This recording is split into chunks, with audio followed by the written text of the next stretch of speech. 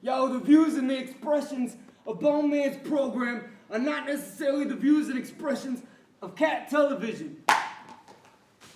Viewer discretion is advised, boneheads.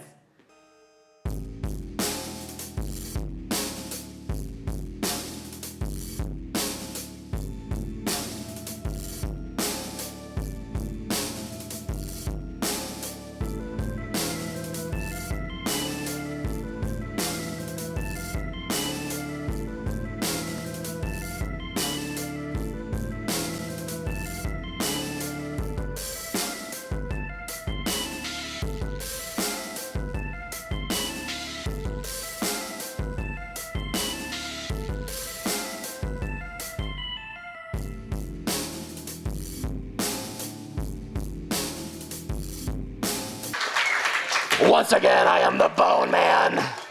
You can follow me on Twitter at Bone Man Variety. Welcome to the Anti-Valentines Day show. Love stinks. Yo, I heard that love is in the air. No, that's wrong. Actually, it's oxygen, nitrogen, carbon dioxide, and methane. Excuse me. Yes, love stinks. Coming to the stage next is a very funny gentleman. You can see him at Eastside Comedy every Tuesday. Give a warm welcome for Doerflinger. Good evening, ladies and gentlemen. My name's Doerflinger. So, it's Valentine's Day, right? Valentine's Day, that one time of the year when all you happy couples go out, spend money you can't afford on stupid shit nobody wants that you're gonna give to somebody who's gonna fuck you anyway. And then you still find the balls to look down on me for being a lonely drunk and a masturbator. Well done there, geniuses. I mean, sure, maybe I blow an extra $100 in a month on professional blowjobs, but hey, you know what? When the hooker leaves, I get to keep the pets. So, some of my friends ask me, do I ever miss being in a relationship? And you know what? Fucking no. Because back when I did have a real girlfriend, I used to have this fun ritual that I called going for a walk. Oh, only I wasn't actually going for a walk. I was just leaving the house in a blind rage with every intention of going down to the United States Marine Corps recruiting office and beg them to send me to the furthest shithole on the planet just to get away from her crazy shit. And I never did, of course. I always lost my nerve halfway to the office. And nowadays I look back on that time in my life and I think about all the horrible things that could have happened to me in a war. And then I think about my old girlfriend. And I was fucking wrong, man. I botched that decision and big time. In fact, if I ever get in that situation again, I'll probably just beg the recruiting officer to skip to the end and shoot me himself. Save the taxpayer $1 or $2. Besides, I'd be great in a fucking war after that. I mean, shit, I'd be the guy in a firefight, be like, quit your crying, boy! Shit, you think these Taliban are tough? Fuck, I was the guy who accidentally called her Becky once. Fuck. What else do I have? So, I work in a restaurant. I wait tables for a living. And, yeah, nice try. But yeah, I would recommend doing that job for anybody who's curious as to what it feels like to have your soul drain out of you slowly a day at a time, like warm piss emptying out of a used enema bag onto a small child's birthday cake. It's, the exact same kind of sadness and despair. Several times a day, I'll interact with a customer. I'll ask them what they want to go with their cheeseburger. And they'll say to me, French fries is fine. Is they? Is they fine? Is French fries fine, Jeter? What do you want to do after lunch? How about we go down to the old fishing hole and pee off a bridge for fun? Yeehaw. French fries is fine, fuck you. And in a sane society, we would round up all the people who speak like that, make them wear shirts with their name and their address on it, and remind them to hold hands when crossing the street. But no, We let these people have jobs. We let them vote and own guns like normal humans. And if that doesn't scare the piss out of you, then you're just not fucking paying attention. People who use grammar like that, they're allowed to reproduce whenever they want. Which leads me to my next question. Who's fucking the retarded people? Seriously, raise your fucking hands. I demand an explanation for that shit right now. French fries is fine. Fuck you. That should be like the 21st century equivalent of being the guy who tried to pet the saber-toothed tiger, you know? It's like you see that and you think, okay, not trading fluids with that person, ever. I had one table I had to deal with. They got to the end of their meal, and I walked up and I asked them if they wanted dessert. And the guy at the table goes, "Ooh, we have to get the bread pudding. Let's get the bread pudding. The bread pudding is great. The bread pudding is like crack to me." And I looked at the guy and I said, "Bread pudding is like crack? Fuck the bread pudding. Where are you buying your crack?" Because you really need to have a conversation with your local crack sales representative. That guy needs to fire everyone in his quality control department. I mean, I've tried a lot of different drugs in my life, but I've never said, "Hey, what's that drug like?" And nobody ever said, "Have you ever had a really good bowl of bread pudding?" Because if they had, I'd probably just go get a bowl of bread pudding and be sad for a while. You know, and I've never tried crack before either, but I do know that the dad from Full House sucked dick for some in that movie one time, so that's saying something, right?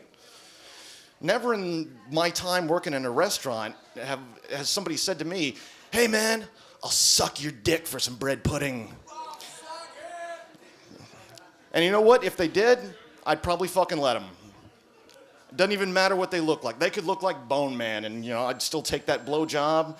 And then I'd throw in a couple of cookies for a rim job, you know? Oh, fuck. This is going swimmingly. But no, people are getting dumber every day. It's true. And personally, I blame technology. Think about it. Like, remember before you had a cell phone, you used to do this insane thing where you remembered all of your phone numbers? You know? And if your phone ever got disconnected, you just walked a block to a payphone to let people know. Nowadays, if my cell phone breaks, I just stop being friends with people for a while. You know? Time goes by, people start asking if I'm dead. You know? Fuck it. I've got this one friend, she's my best friend, and I haven't had an actual conversation with her in a month because she only communicates through text messaging. And now she's got this app on her iPhone that'll let her talk into the iPhone and dictate the text message that it's going to send to me. So it's sort of like we're an angry married couple and the iPhone is our kid, right? Tell your father, LOL, OMG. But to sum up, she's like too lazy to talk on the phone, so she sends text messages. But now she's too lazy to type, so she speaks into the phone so it can send the text message to me, which completes an irony circuit that opens a portal to the fifth dimension of hell, through which a vampire clown in a business suit walks out and dropkicks a two-headed baby. It's secretly terrifying. And I actually told her this joke one time, and in a text message, of course, and she just texts back the message, DB. And I text back, what's DB? And she says, douchebag. Like, she was literally too lazy to speak the word douchebag into a phone, so she just sent DB, even though it's the same fucking number of syllables. It's like people are just getting dumb. Fuck. And I know this rant makes me sound like a grumpy old fuck, but I'm allowed to sound like a grumpy old fuck because I fucking am one, so get off my lawn, all right? Fuck. I know I gotta settle down. I'm too angry all the time. I think I went blind on that last punchline, in fact, but that's my life, I deal with dipshits and morons all day at work, and then I come home and I turn on the news and I deal with dipshits and morons.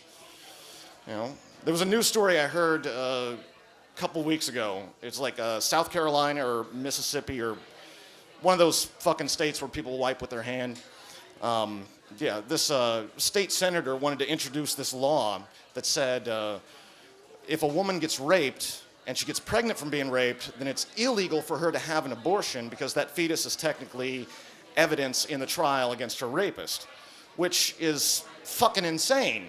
And not the fun kind of insane either, like the scary, mean insane that you want to back away from slowly. Yeah, that's sort of like if I were to hold a guy down and take one of those little cocktail umbrellas that they put in fruity drinks, if I were to like forcibly shove that in his pee hole and then open it, and then he like called the cops on me, and the cops would say, sorry dude, but you're gonna be pissing like a lawn sprinkler for about 9 months. Yeah, and it was a woman who introduced the bill too. That was the insane part of that to me. Yeah, and when she wrote this bill, like she didn't even have the balls, pun intended, to use the word rape in the law. She used the words criminal sexual penetration, which, you know, you can understand why she would, because, you know, the word rape is a horrific, frightening thing. But criminal sexual penetration, well, that just sounds kind of fucking hot. You know, I could get down with some criminal sexual penetration myself, you know. You know, I always think of a rapist as a guy who belongs locked in a cage with a skinhead's dick in his throat, but a criminal sexual penetrator, that's somebody I could hang out with. That sounds like a guy with a lot of cool stories. It's like, oh, really? She gave you a blowjob on the merry-go-round? I can't believe they wrote you a ticket for that. I would have given you a medal. Criminal sexual penetration. Holy shit, how did you ever talk a woman into letting you fuck her in the colostomy hole? That's some freaky shit. All right, that's all I got tonight, guys. You've been great.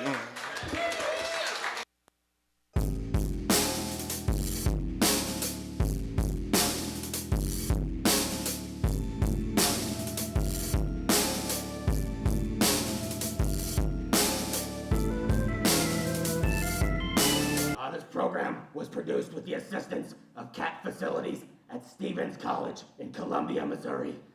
Copyright 2013. Bone Man.